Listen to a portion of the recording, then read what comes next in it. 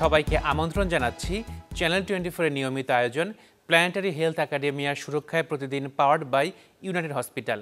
আজকে আমাদের সুরক্ষা প্রতিদিনের 400তম পর্বে আপনাদের সঙ্গে আছি আমি আশেকেন প্রিন্স। আজকে আমরা কথা বলবো করোনা ভাইরাস, করোনার টিকা এবং আনুষঙ্গিক বিভিন্ন বিষয় নিয়ে। আর এই বিষয়ে কথা বলতে ঢাকা থেকে আমাদের সঙ্গে যুক্ত হবেন পাবলিক হেলথ ফাউন্ডেশন বাংলাদেশের প্রতিষ্ঠাতা সভাপতি এবং জনস্বাস্থ্য বিশেষজ্ঞ অধ্যাপক ডক্টর মুজাহিরুল হক। ডক্টর হক, আপনাকে স্বাগত আমাদের অনুষ্ঠানে। ধন্যবাদ। যুক্তরাষ্ট্র থেকে আমাদের সঙ্গে যুক্ত হবেন ইউনিভার্সিটি অফ ইলিনয়েজের মেকানিক্যাল সায়েন্সেস অ্যান্ড ইঞ্জিনিয়ারিং বিভাগের অধ্যাপক ডক্টর তাহের সাইফ। ডক্টর তাহের সাইফ, আপনাকেও স্বাগত আমাদের অনুষ্ঠানে। ধন্যবাদ। জি, প্রথমেই আমি যেতে যাচ্ছি ডক্টর তাহের সাইফের কাছে। ডক্টর সাইফ, আমরা দেখতে পাচ্ছি যে ইউরোপ আমেরিকাতে করোনা সংক্রমণ আবার বেড়ে যাচ্ছে, মৃত্যু হারও বেড়ে যাচ্ছে, কিন্তু ইউরোপ আমেরিকাতে আমরা খবর পাচ্ছি যে আসলে ভ্যাকসিনেটেড পিপল মাত্রা কিন্তু অনেক বেশি। তো সেই জায়গায় দেশগুলোতে করোনা সংক্রমণ আবার নতুন করে বাড়ছে কেন, মৃত্যুহারই বা বাড়ছে কেন? ডক্টর তাহের সাইফ।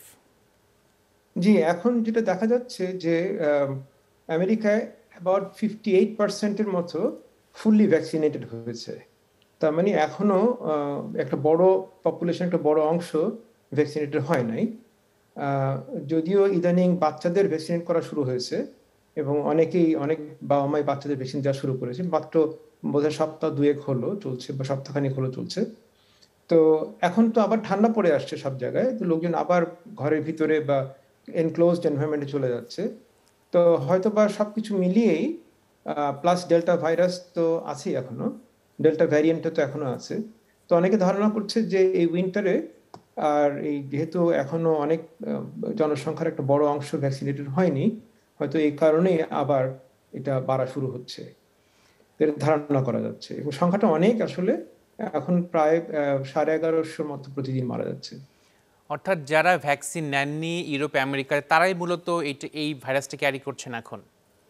রাইট, এখন বলা হচ্ছে 90% যারা হসপিটালাইজড তারা ভ্যাকসিনেটেড ছিল না। এখন মানে বিভিন্ন জায়গায় হয়তো বিভিন্নভাবে পরিসংখ্যানটা হচ্ছে, কোনো স্টেট সংখ্যাটা বেশি, কোনো স্টেটে কম, but by and large overall যেটা দেখা যাচ্ছে যে 90%-এর মতো যারা ভ্যাকসিনেটেড, যারা এখন হসপিটালাইজড, তাদের 90%ই আসলে ওরা ভ্যাকসিনেটেড ছিল না। জি, ডক্টর তাহের সাইফ, আপনাকে ধন্যবাদ। ডক্টর মুজাহিরুল হক, আপনি বাংলাদেশে রয়েছেন। আমরা বাংলাদেশেও দেখছি যে কিছু কিছু ক্ষেত্রে করোনা সংক্রমণটি বাড়ছে। যদি ডিজি হেলথের স্বাস্থ্য যে বুলেটিন প্রতিদিন যেটা আমরা পাই প্রেস রিলিজ আকারে, সেখানেও দেখা যাচ্ছে সপ্তাহ ব্যবধানে কিন্তু করোনা সংক্রমণটা বাড়ছে। তো এই বাড়ছেটা কেন, এবং এক্ষেত্রে আমাদের সতর্ক হওয়ার কোনো সুযোগ আছে কিনা? ডক্টর হক। ধন্যবাদ আপনাকে। আমাদেরকে একটু প্রথমে বুঝতে হবে যে কি কারণে সংক্রমণটা আবার বাড়তে পারে। আমরা প্রথম কথা হলো সংক্রমণটাকে বা এই ভাইরাসের যে অ্যাটাকের ফলে যে সমস্যাটা, এই ভাইরাস যতদিন থাকবে ততদিন থাকার সম্ভাবনা থাকবে। সুতরাং এইটাকে নির্মূল হলো সারা বিশ্বের একটা মূল নীতি, যেটাকে নির্মূল করতে হবে। এখন কথা হলো নির্মূল করতে হলে যেটা প্রতিটি দেশের করতে হবে, যেমন বাংলাদেশের যেটা করতে হবে, সেখানে হলো বাংলাদেশের সংক্রমণটা 1-এর নিচে নামিয়ে আনতে হবে প্রথমে, এবং সেইটা অন্তত 2 সপ্তাহ বা তারও বেশি একই মাত্রায় থাকতে হবে। তখন আমরা মনে করব যে সংক্রমণটা কন্ট্রোলে আছে এবং এইটাকে কন্ট্রোলেই রাখতে হবে। এবং রাখার জন্য যা যা করণীয়, আমি একটু সেই জায়গাটায় আসি। প্রথম কথা হলো সংক্রমণ একজনও যদি থাকে সংক্রমিত ব্যক্তি, তিনি কিন্তু সংক্রমণ ছড়াতে পারেন, এবং এই ছড়ানোটা কি মাত্রায় হবে সেটা সেই দেশের কিন্তু এই যে স্বাস্থ্যবিধি মানা এবং টিকা, এই দুটো জিনিসের উপরে নির্ভর করছে। এখন কথা হচ্ছে স্বাস্থ্যবিধি মানার ব্যাপারে বাংলাদেশের যে সমস্যাটা আমরা দেখছি, সেখানে হলে জনগণের সম্পৃক্ততাটা একটু কম। সরকার যথেষ্ট চেষ্টা করছেন যে স্বাস্থ্যবিধি যাতে মানে, কিন্তু জনগণকে সরকারও সম্পৃক্ত করছে না। এই সরকারের জনগণকে সম্পৃক্ত না করা এবং জনগণের সম্পৃক্ত না হওয়া, এতে হচ্ছে কি স্বাস্থ্যবিধি মানাটা ঠিক মতো হচ্ছে না, যে কারণে সংক্রমণ ছড়ানোর একটা আশঙ্কা, বড় আশঙ্কা আমি বলবো, থেকেই যাচ্ছে। এরপরে আসুন টিকা। টিকার বিষয়টা হলো কি, আমাদের 80% লোককে আমরা টিকা দেব, এই আমাদের কিন্তু লক্ষ্য। এখন এই লক্ষ্যটা ঠিক করে আমাদের যে কৌশলগত পরিকল্পনাটা থাকা উচিত ছিল, এবং সরকার বলছেন আছে সেটা, কিন্তু আমরা জনগণ এটা সম্বন্ধে অবহিত হতে হবে, জনগণ জানতে হবে সরকারের এই কৌশলগত পরিকল্পনাটা কি, সেইখানে আমার দায়িত্বটা কি, মানে জনগণের দায়িত্বটা কতটুকু সেটা জনগণের জানতে হবে, যাতে জনগণ সম্পৃক্ত হয়ে সেখানে যোগ দিতে পারে। এখন সরকার যে আবার টিকাদান কর্মসূচি যেটা শুরু করেছেন সেটা কিন্তু শেষ করতে হবে এবং একটা লক্ষ্য নির্ধারণ করে। আমরা কিন্তু এখনো জানি না, যদিও ভাষা ভাষা জানি এইটুকু, যে আগামী বছরের প্রথম দিকে আমরা 70% বা 80% লোককে টিকা দিতে পারব। তাহলে আমাদের প্রতি মাসে বা প্রতিদিনে কত টিকা দিতে হবে এবং সেই লক্ষ্যটা ডেইলি বা মাসে অর্জিত হচ্ছে কিনা এইটা কিন্তু দেখার বিষয়। সুতরাং এটা হলো দ্বিতীয় বিষয়। আরেকটা বিষয় আমি এখানে উল্লেখ করতে চাই, যে সংক্রমণ নিয়ন্ত্রণ রাখতে হলে দুটো কাজ করতে হবে। একটা হলো কন্ট্যাক্ট ট্রেসিং।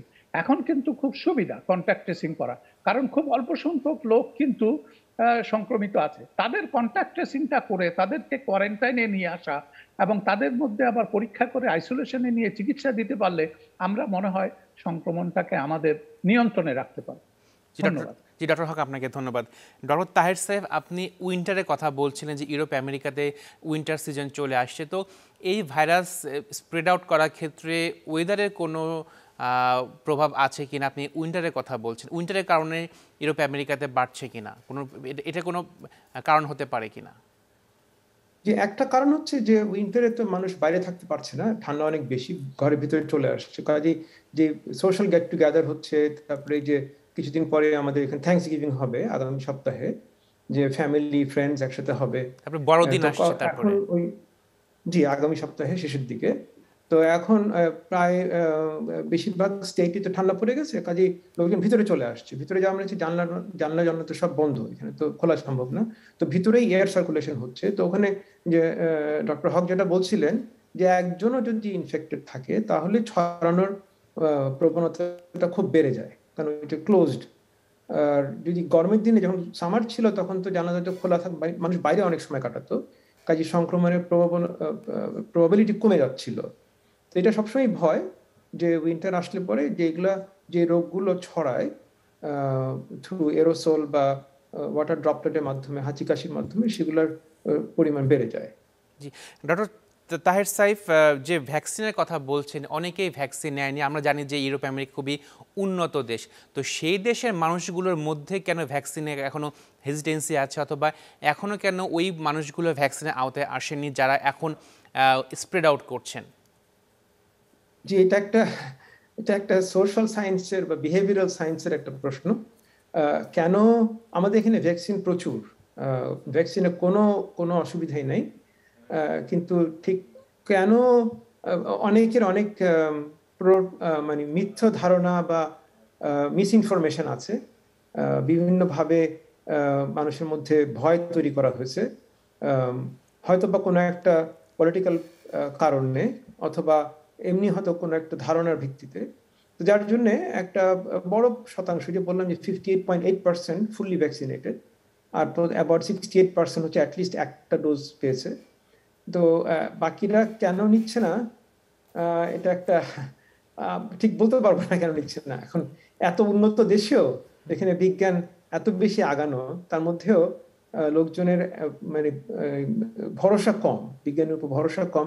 অনেকে বলছে যে খুব তাড়াহুড়া করে ভ্যাকসিন তৈরি করা হয়েছে, জানি না ভবিষ্যতে কি হতে পারে। তো সব মিলে একটা ভয় চলে আসছে, যার জন্য অনেকেই নিচ্ছেন না। জি ডক্টর তাহের সাহেব, আপনাকে ধন্যবাদ। ডক্টর মুজাহিরুল হক, আমরা যদি উন্নত বিশ্বের দিকে তাকাই, সেখানে ভ্যাকসিনের কোনো ঘাটতি নেই, কিন্তু ভ্যাকসিন যারা নেবেন তাদের আগ্রহ নেই। পক্ষান্তরে উন্নয়নশীল দেশ এবং অনুন্নত দেশে ভ্যাকসিনের প্রতি চাহিদা আছে, কিন্তু ভ্যাকসিন সেই পরিমাণে নেই। তো এই যে ডিসপ্যারিটি, আপনি বিশ্ব স্বাস্থ্য সংস্থায় কাজ করেছেন, এই ডিসপ্যারিটিটা হচ্ছে কেন? ধন্যবাদ আপনাকে। এখানে দুটো জিনিস আছে, একটা হলো ভ্যাকসিন ডিপ্লোম্যাসি, আর একটা হলো ভ্যাকসিন নিয়ে বাণিজ্য।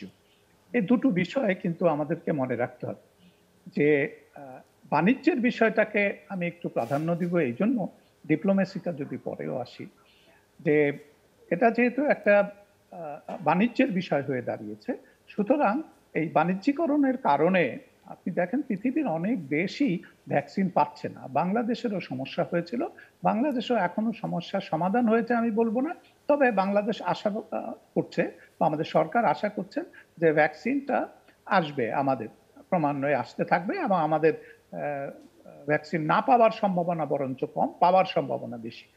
এই অবস্থায় আমাদের যেটা সমস্যা, যে আমাদের দেশে কিন্তু ভ্যাকসিন নিতে লোকে আগ্রহী হচ্ছে এবং ভ্যাকসিন নিচ্ছে লোকজন।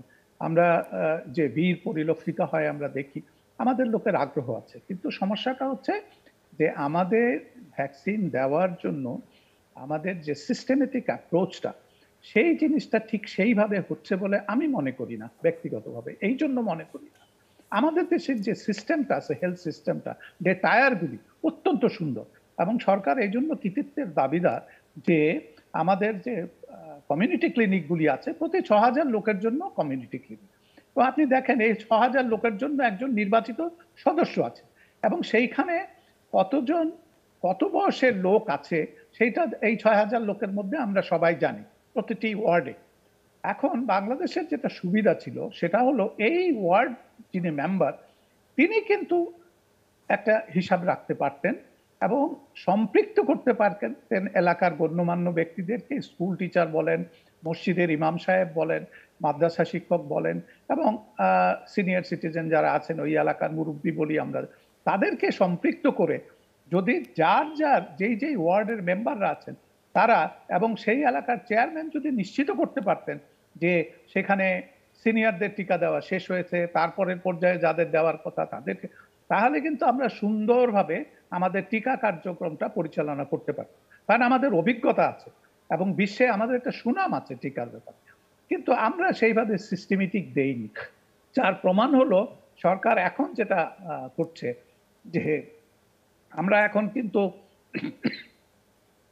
বস্তি এলাকাগুলিতে টিকা দিতে যাচ্ছি যেখানে ঘনবসতিপূর্ণ, এবং আপনি লক্ষ্য করবেন যে এইটা কিন্তু যে কোনো একটা ওয়ার্ডের আন্ডারেই ছিল এবং সেই ওয়ার্ডটাকে ধরে সেই ওয়ার্ড মেম্বার এবং সেই চেয়ারম্যান তারা যদি এই ভ্যাকসিনটা সেই প্রথম দিকেই তাদেরকে দিতে পারতেন প্রায়োরিটি বেসিসে, তাহলে কিন্তু আজকে এই পর্যায়ে এসে তাদেরকে টিকা দিতে যেতে হতো না। আমি বলছি একটা সিস্টেমেটিক অ্যাপ্রোচ দরকার এবং সেইটা আমরা দিতে পারি, আমাদের সক্ষমতা আছে এবং বিশ্বে আমাদের সুনাম আছে। তো আমরা যদি সেইভাবে টিকা জোগাড় করে এবং সিস্টেমেটিক ওয়েতে যদি আমরা টিকাটা দিতে পারি, আমাদের সুরক্ষা আমরা নিশ্চিত করতে পারবো বলে আমার বিশ্বাস। ডক্টর সাইফ, আপনি বলছিলেন যে শীতকালে বিভিন্ন রোগ জীবাণু ছড়িয়ে পড়ে অনেকে বিভিন্ন রোগে আক্রান্ত হন, তো এইসব রোগ প্রতিরোধের ক্ষেত্রে মাস্কের গুরুত্ব আসলে কতটুকু রয়েছে ডক্টর সাইফ? জি, আসলে এই কোভিড যেহেতু আমাদের সঙ্গে এখনো আছে এবং বেশ জোরে সোরেই আছে এই ডেল্টা ভ্যারিয়েন্ট আসার পর থেকে, কাজেই এই মাস্কের কোনো বিকল্প নাই। আপনাদের অনুষ্ঠানে আমি আগে বলেছি, আপনারাও অনেক প্রচার করেছেন, মাস্কের কোনো বিকল্প নাই। তো কাজেই এখন যারা ভ্যাকসিনেটেড হন নাই বা হতে চাচ্ছেন না তাদেরকে তো জোর করা সম্ভব না আইনগতভাবে, কিন্তু মাস্কটা ম্যান্ডেটরি করা সম্ভব এবং বিভিন্ন স্টেটে বিভিন্ন ফেডারেল গভর্নমেন্টের কাছে তো এই মাস্কটা না পড়লে ছড়ানোর সম্ভাবনা বেড়ে যাচ্ছে। কাজেই আমাদের এখন আমরা মাস্ক হচ্ছে এখনো ম্যান্ডেটরি আমাদের স্টেটে। আমরা যখন ইউনিভার্সিটি পড়াতে যাই, আমি আজকে পড়িয়ে এসেছি, তা আমাদের পুরো মাস্ক পরেই থাকতে হবে ঘরের ভিতরে গেলে। তো যে কোনো বিল্ডিংয়ে ঢুকতে হলে মাস্ক পরতে হবে, আমি ভ্যাকসিনেটেড হই বা না হই, এটা কোনো বিকল্প নেই এবং ওটা না হলে দণ্ডনীয় শাস্তি হতে পারে, ডিপেন্ড করে বিভিন্ন সংস্থার উপরে। কিন্তু এটা এখন অনেকটা অভ্যাসের পরিণত হয়ে গেছে। এমন হয়েছে যে আমরা যখন বিল্ডিং এর বাইরে যাই, আমি দেখি স্টুডেন্টরা তখন মাস্ক পরে থাকে, ওই খোলা বন্ধ করার থেকে সবসময় মাস্ক পরে থাকে। তো কাজেই ওইটা তো আসলে সব ধরনের ভ্যারিয়েন্টের এগেনস্টেই কাজ করে। সে ডেল্টার যদি অন্য কোনো ভ্যারিয়েন্ট হয়, যেটা ডক্টর হক বলছিলেন যে খুব ইম্পর্টেন্ট, যে পৃথিবীর কোথাও যদি থাকে কোভিড তাহলে সেটা ছড়িয়ে পড়তে পারে, নতুন ভ্যারিয়েন্ট আসতে পারে। কাজেই সবারই সমস্যা এটা। কাজে যেটা আমরা এখনো তো হয়তো বুঝতে পারছি না যে অন্য কোনো ভ্যারিয়েন্ট আসলো কিনা। কাজে মাস্ক পরলে তো সব ভ্যারিয়েন্টের এগেনস্টে কাজ করবে, তো সেটার প্রয়োজনীয়তা সবসময় থাকবে। এখন বাংলাদেশে হয়তো এখন একটু কম আছে, কিন্তু যদি যদি বেড়ে যায় তখন আমাদের ওই পেছনে তাকিয়ে লাভ নাই, ওই তখন আমাদের ফেস করতে হবে। কাজে এটি হয়তো সময় আবার সতর্ক করানো, আবার অ্যাওয়ারনেস তৈরি করা যে মাস্কটা পরে থাকা দরকার। তো ডক্টর তাহের সাহেব, এই মাস্কটা কি আসলে যে কোনো মাস্কই মানে হওয়া উচিত কিনা, অথবা গেঞ্জির কাপড়ে মাস্ক ব্যবহার করা উচিত কিনা, অথবা কি কোন মানে ম্যাটেরিয়ালসের মাস্কটা হওয়া উচিত? জি, আসলে আমরা প্রথম থেকে বলে এসেছি যে মাস্কটা হওয়া উচিত যাতে নাকি আমরা শ্বাস প্রশ্বাস নিতে পারি। আর যদি শ্বাস প্রশ্বাস না নিতে পারি তাহলে হবে কি, বা মাস্কটা যত ভালোই হোক, ওই আমরা সাইড দিয়ে আমরা শ্বাস প্রশ্বাস নেই মাস্কের পাশ দিয়ে, তখন ওই রোগ জীবাণু পাশ দিয়ে ঢুকে যেতে পারে। তো কাজেই পুরোপুরি প্রোটেকশনের 100% প্রোটেকশন কোনো মাস্ক দিতে পারবে না। কিন্তু এমন একটা ব্যালেন্স থাকা দরকার যেখানে আমি নিঃশ্বাস নিতে পারছি, আবার কিছুটা প্রতিরক্ষাও পাচ্ছি। কাজে গেঞ্জির কাপড় আমাদের যতগুলো পরীক্ষা করেছি তার মধ্যে গেঞ্জির কাপড় হচ্ছে 2টা লেয়ার পরলে, জাস্ট সাধারণ গেঞ্জির কাপড় 2 লেয়ারের মাস্ক পরলে বেশ ইফেক্টিভ। আসলে আমরা যদি সবাই পরতে পারি তাহলে আমাদের এই সংক্রমণের সম্ভাবনা অনেক কমে যায়, সিগনিফিক্যান্টলি কমে যায়। যদি মানে অঙ্কের হিসেবে বলি, যে আমাদের যদি ওই মাস্কের জন্য আমি যদি 80% প্রোটেকশন দিতে পারি, আর যদি আরেকজনও 80% নিয়ে হয়, তাহলে আপনার সংক্রমণের সম্ভাবনা প্রায় 2-3%-এ চলে আসে। কাজেই মাস্ক পরলে পরে সবার জন্যই ভালো, এটা অভ্যাসে পরিণত করা দরকার। তো আপনি সার্জিক্যাল মাস্ক নিয়ে একটি গবেষণা করেছিলেন, তো এই গবেষণার ফলাফলটা যদি আপনি আমাদের সঙ্গে শেয়ার করেন। সার্জিক্যাল মাস্ক খুবই ভালো রোগ প্রতিরোধের জন্য, সারা পৃথিবীতে এটা স্বীকৃত। যেটা বড় সমস্যা সেটা হচ্ছে মাস্কগুলো কিন্তু ফেলে দিতে হয়, ওগুলো তো ধোয়া যায় না, রিইউজ করা যায় না। তো আমাদের তো এমনিতেই তো এনভায়রনমেন্টাল সমস্যা অনেক বেশি বিভিন্ন জায়গায় বিভিন্ন ফর্মে। তো আমরা যদি প্রতিদিন সার্জিক্যাল মাস্ক ব্যবহার করি, প্রতিদিন যদি ফেলে দিই, তাহলে এমনিতেই তো আমাদের প্রতিদিন কিনতে হচ্ছে। কাজেই এনভায়রনমেন্টাল যে লোডটা তৈরি হচ্ছে সেটা তো অ্যাভয়েড করা যায়। এখন যদি আমরা কাপড়ের মাস্ক কিনি, হয়তো বা প্রোটেকশনটা একটু কমে যায়, কিন্তু আমাদের তো ওই একই কাপড়ের মাস্ক আমরা প্রতিদিন ব্যবহার করতে পারছি, বারবার কিনতে হচ্ছে না। আর নিজেদের সুবিধা মতো হয়তো বানাতে পারছি, যেটা সার্জিক্যাল মাস্কে সম্ভব না, আর কমফোর্টেবল হচ্ছে। তো সেই জন্যে আমার মনে হয় সার্জিক্যাল মাস্কটা দিলে পরে বেশি চাওয়া হয়ে যায়। আমেরিকাতে এখন আমরা অলমোস্ট সবাই কাপড়ের মাস্ক ব্যবহার করছি। জি, ডক্টর তাহের সাহেব, আপনাকে ধন্যবাদ। ডক্টর মুজাহিরুল হক, আজকে থেকে বস্তিতে টিকাদান কার্যক্রম শুরু হয়েছে। তো বস্তিতে টিকাদান কার্যক্রম করার ক্ষেত্রে অন্যতম একটি চ্যালেঞ্জ হচ্ছে নিবন্ধনের প্রক্রিয়াটা।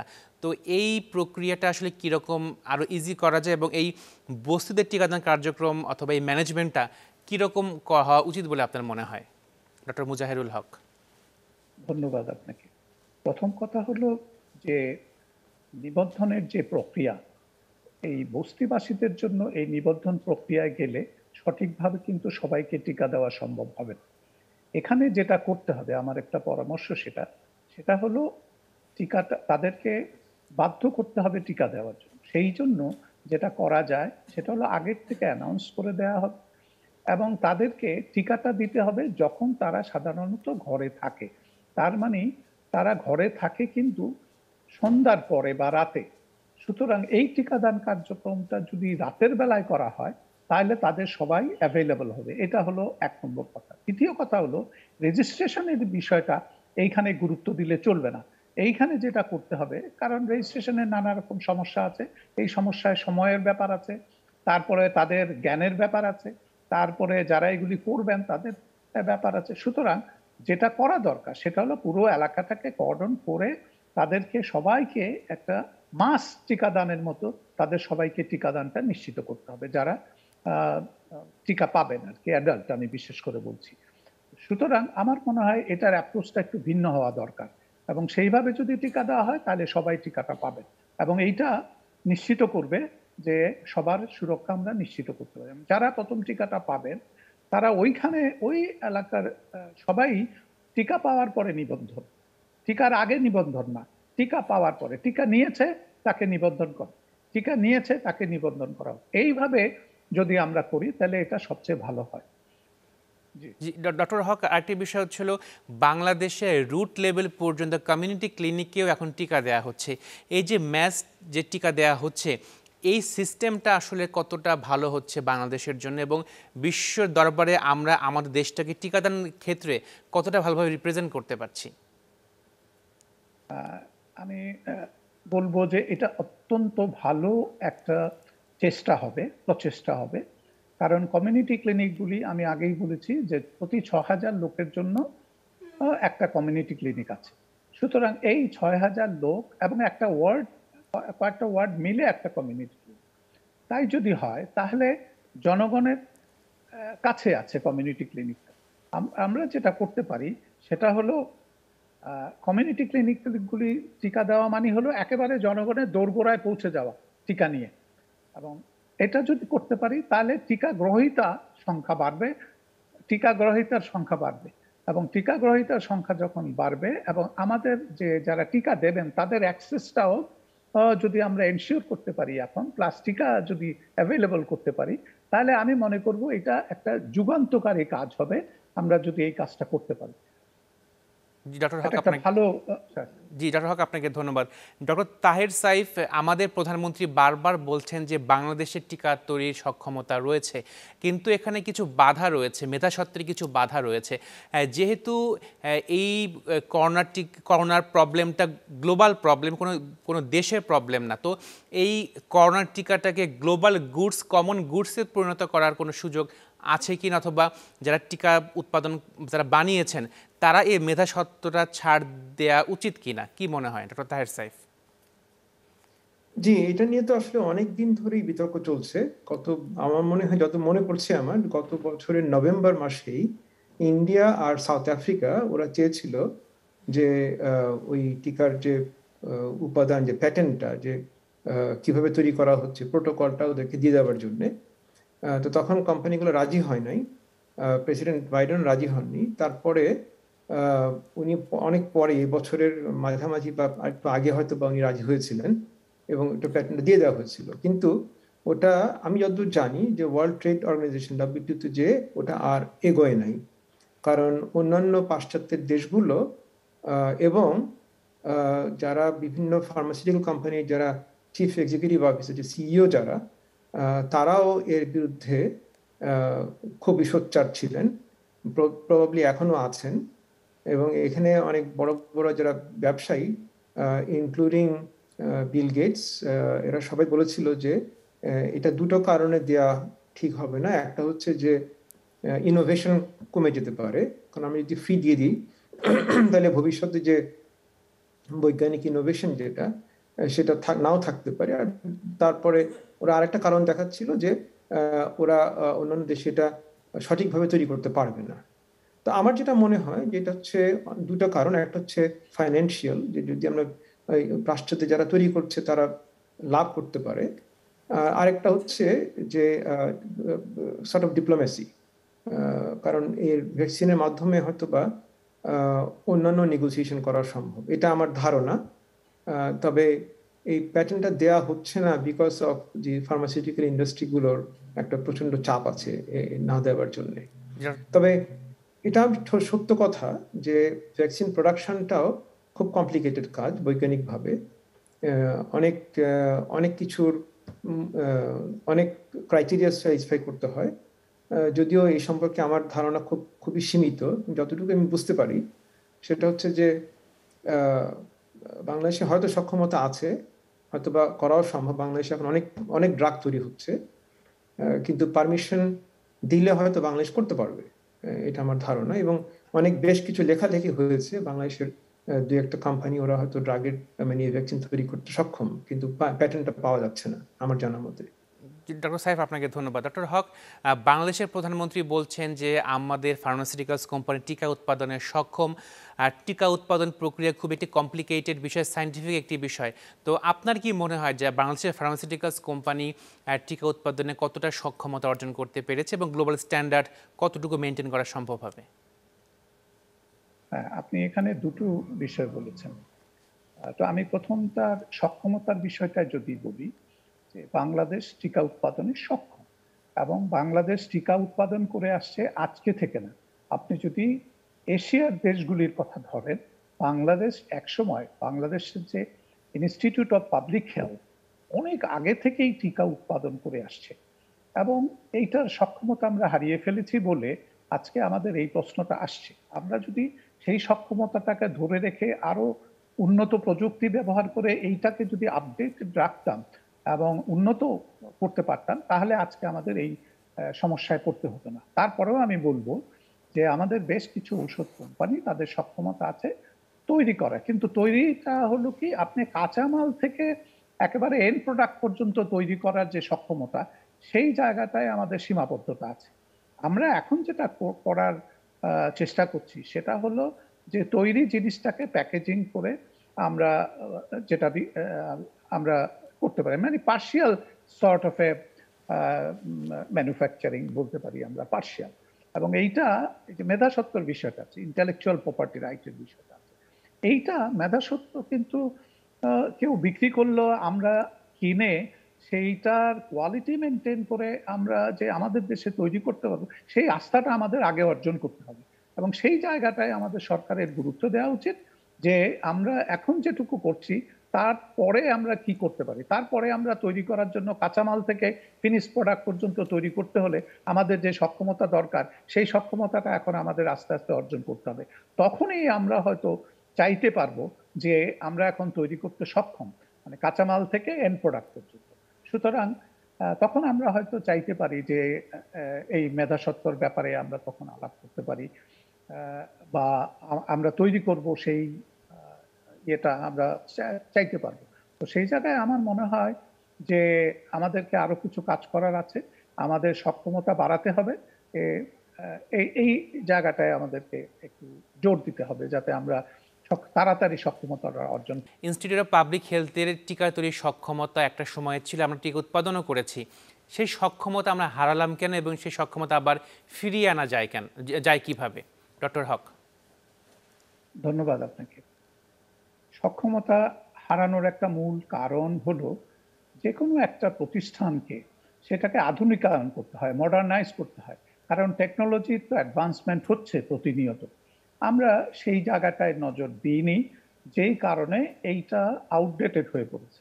এবং এইটাকে এখনো আধুনিকায়ন করা যায় এবং সেইটার জন্য এটাকে একটা প্রায়োরিটি দিতে হবে।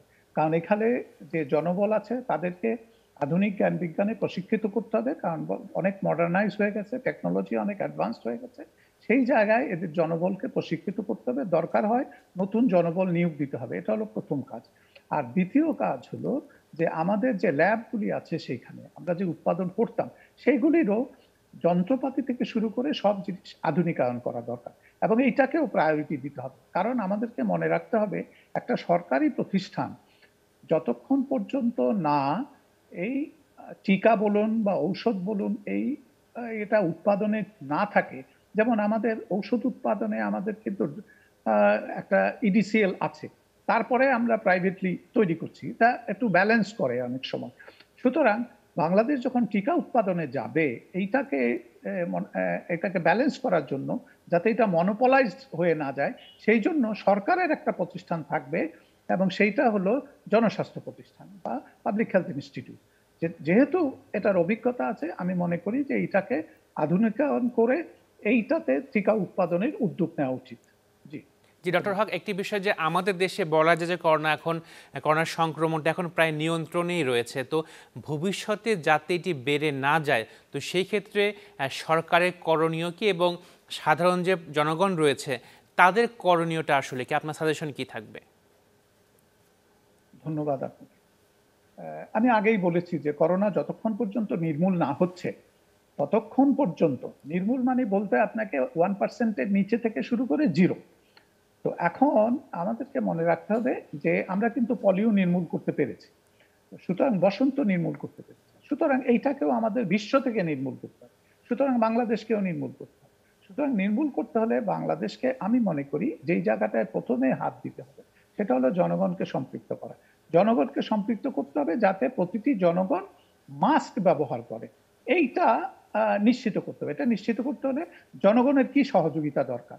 খুবই সস্তায় আমরা জানি যে মাস্ক কিন্তু জনগণকে দেয়া যায় এবং প্রতিটি ওয়ার্ডে প্রতিটি ইউনিয়নে আমরা যদি এই মাস্ক পাওয়াটা নিশ্চিত করতে পারি তাহলে আমরা কিন্তু একটা সুরক্ষা পেয়ে যাব। 2 জন লোক যদি মাস্ক পরে এবং একটু দূরত্ব বজায় রাখে তাহলে কিন্তু শতভাগ নিশ্চিত করা যায় সংক্রমণ হবে না।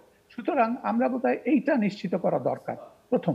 আর তারপরে টিকার ব্যাপারটা যেটা আসছে, আমরা কিন্তু এখন জানি যে টিকা একটা সময় পর্যন্ত আমাকে, সীমিত সময় পর্যন্ত আমাকে সুরক্ষা দিবে, তারপরে কিন্তু আমাকে একটা বুস্টার ডোজ নিতে হবে।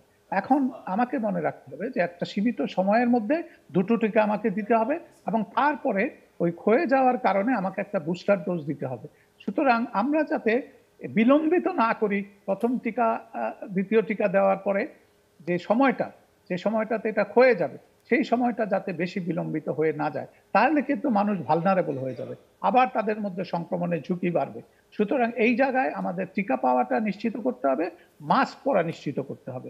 এই দুটো কাজ যদি আমরা করতে পারি, আর এলাকা ভিত্তিক যদি প্রতিটি উপজেলায়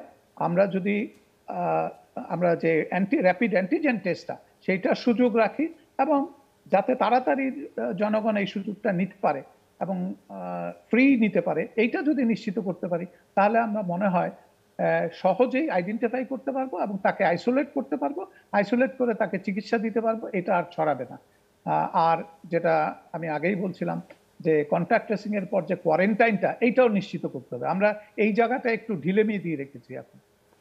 তো ডক্টর হক, আপনি বলছিলেন যে বুস্টার ডোজ দেবার কথা বলছিলেন, কিন্তু WHO বলছে যে বুস্টার ডোজ এখন না দিলেও চলবে। তো সেই ক্ষেত্রে বাংলাদেশের যদি বুস্টার ডোজ দেওয়ার কোনো পরিকল্পনা করে, সেটি আসলে যুক্তিযুক্ত হবে কিনা? কারণ যে প্রথম দিকে যারা টিকা নিয়েছেন হয়তোবা তাদের যে রোগ প্রতিরোধ ক্ষমতা সেটি একটু কমতির দিকে রয়েছে। তো সেই ক্ষেত্রে আপনি কি বলবেন? বিশ্ব স্বাস্থ্য সংস্থা বুস্টার ডোজের ব্যাপারে তাদের যে রিজার্ভেশন, সেইটা এই জন্য যে পৃথিবীর অনেক দেশ এখনো টিকা কিন্তু সাফিসিয়েন্ট পরিমাণে পায়নি এবং তাদের লোকজনকে সুরক্ষা দিতে পারেনি। সুতরাং এখন যদি যাদের সক্ষমতা আছে তাদেরকে যদি বুস্টার ডোজ দেওয়া হয়, তাহলে ওই যে জনগোষ্ঠীটা যারা প্রাথমিক সুরক্ষাই পায়নি তাদের জন্য একটা ঝুঁকি হয়ে দাঁড়াবে। এই জন্য বিশ্ব স্বাস্থ্য সংস্থার রিজার্ভেশন আছে। কিন্তু আমাদেরকে মনে রাখতে হবে যে আমরা যদি টিকা নিতে বিলম্ব করি, আমাদের দুটি ডোজ এখনো কিন্তু আমাদের 80% লোককে দেওয়া শেষ হয়নি। সুতরাং এইটা শেষ করতে হবে আমাদেরকে একটা নির্দিষ্ট সময়ের মধ্যে। যেটা আমার একটা পরামর্শ প্রথম থেকেই ছিল যে আমাদের জানুয়ারি মাসের মধ্যে যদি আমরা প্রথম ডোজ সবার 80% লোককে দিতে পারি, ফেব্রুয়ারিতে সেকেন্ড ডোজ দিলে আমরা বাই ফেব্রুয়ারি কিন্তু সারা দেশকে আমরা সুরক্ষায় নিয়ে আসতে পারতাম। তো সরকারের এই ধরনের একটা পরিকল্পনা থাকা দরকার যে তারা কতদিনের মধ্যে এটা শেষ করতে পারবে, সেই অনুযায়ী আমার মনে হয় টিকা দিলে আমরা আমাদের সুরক্ষা নিশ্চিত করতে পারবো। অধ্যাপক ডক্টর মুজাহিরুল হক, আপনাকে অসংখ্য ধন্যবাদ আমাদের সময় দেওয়ার জন্য। আশা করি ভবিষ্যতে আপনার সাথে আবারও কথা হবে। দর্শক, অনুষ্ঠান শেষ করার আগে অবশ্যই বলবো, করোনা ভাইরাস প্রতিরোধে নিজে সচেতন হন, অন্যকে সচেতন করুন এবং অবশ্যই মাস্ক ব্যবহার করুন এবং টিকা নিন।